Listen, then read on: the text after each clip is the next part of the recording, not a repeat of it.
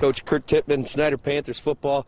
It's time to start strapping it up against another team. It seems like your team's ready, and are you ready?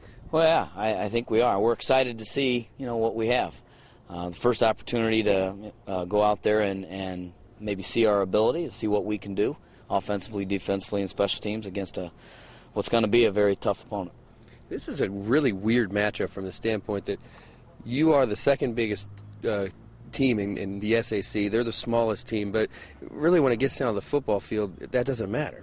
No, and when we play Lures every year, we can guarantee two things. Number one, they will be, if not the hardest, one of the hardest hitting teams that we play all year, and they'll be one of the best coach teams that we play all year. And when you have those two components, the athletic talent, the number of kids that you have isn't as important because those kids will get the job done every time. And so when you play Lures, you can always expect those two things, and consequently it's going to be a tough game to overcome. And, of course, it'll be at Spooler, a little home sweet home to kind of start off the year? Well, we like wearing the black, and our kids take pride in home games and carrying on the tradition of being good at Spooler. But, actually the site shouldn't matter. We're going to have to do the same things whether we're playing at home or away, and likewise with them. So when it comes down to it, it's going to be who blocks people better and who tackles people better. Obviously, there's usually always a winning streak. You guys have won 8 straight over them. Do you put much stock in it, or you just tell the guys you don't want to be the team that breaks the streak? Does it matter? No, because every team's different.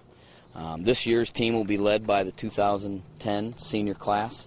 Last year's team was a whole different group of seniors that led the team, and likewise for them.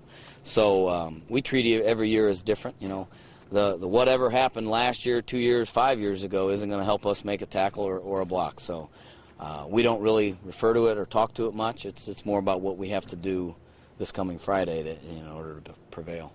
And, of course, Knights are coming off a state championship. They're ranked #1 in Class 2A. I mean, you start throwing numbers out, does that just add more to the game?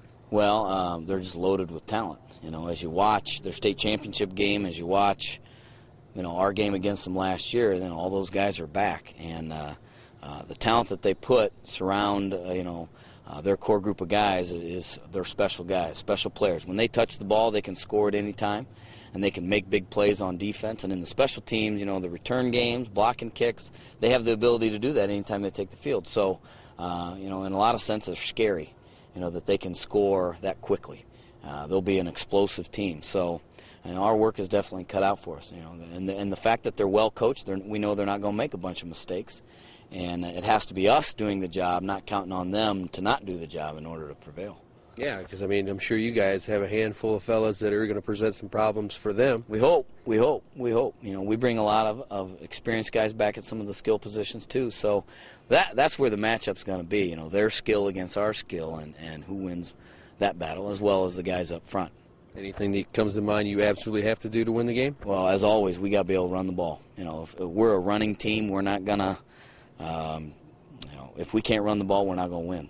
And on defense, we have to stop the run. That's a very simple formula and very trite in the way coaches talk, but it's very, very true.